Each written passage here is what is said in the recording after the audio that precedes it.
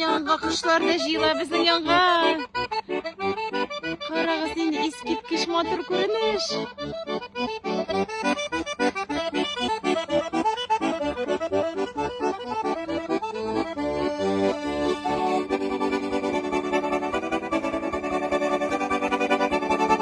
Kuşlar tuğan yağı bizga aylanib qayta motor bo'lib